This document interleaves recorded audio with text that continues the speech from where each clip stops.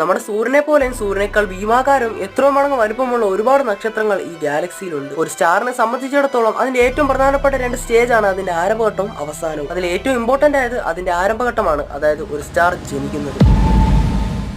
ഹൈഡ്രജന്റെയും പൊടിപടലങ്ങളുടെയും ഒരു മേഘമാണ് നക്ഷത്രത്തിന്റെ ഉത്ഭവത്തിന് ആദ്യ വഴിയൊരുക്കുന്നത്. പ്രപഞ്ചത്തിൽ ഇത്തരം നിരവധി മേഘങ്ങളുണ്ട്. ഒരു സ്റ്റാറിന്റെ സ്ഫോടനം പോലുള്ള ഭാഗ്യശക്തികളുടെ പ്രവർത്തനത്താൽ ഈ മേഘം കംപ്രസ് ചെയ്യുകയും കണികൾക്കിടയിൽ വർദ്ധിച്ചു വരുന്ന ആകർഷണബലം കാരണം അവ സ്വയം ഒന്നിച്ചു വലിച്ചെടുക്കുകയും ചെയ്യുന്നു. ഏതാനും ലക്ഷക്കണക്കിന് വർഷങ്ങൾക്ക് ശേഷം അത് തിളങ്ങാനും തുടങ്ങുന്നു. ശേഷം പ്രോട്ടോ സ്റ്റാർ പ്രാരംഭഘട്ടത്തിൽ ഒരു സ്റ്റാർ ആയി രൂപം കൊള്ളുകയും ചെയ്യും. ഭ്രമണം ചെയ്യുകയും അതോടൊപ്പം അവ സ്വയം ഒന്നിച്ചു വലിക്കുകയും ചെയ്യും. കൂടാതെ അതിന്റെ ഉൾഭാഗം ഏകദേശം 10 ദശലക്ഷം ഡിഗ്രി സെൽഷ്യസ് താപനിലയിൽ എത്തുന്നതുവരെ കൂടുതൽ ചൂടായി തീരുന്നു. ഒരു സ്റ്റാറിന്റെ കാമ്പിൽ ഹൈഡ്രജനെ ഹീലിയമായി സംയോജിപ്പിക്കുന്നത് കൊണ്ട് വലിയ അളവിൽ ഊർജ്ജം പുറത്തുവിടുന്നു. ഒരു proto star main sequence star ആയതിനു ശേഷം 10 ബില്യൺ വർഷം കഴിഞ്ഞ് അതിന്റെ അവസാന ഘട്ടത്തിലെത്തുന്നു, അതായത് അതിന്റെ മരണം.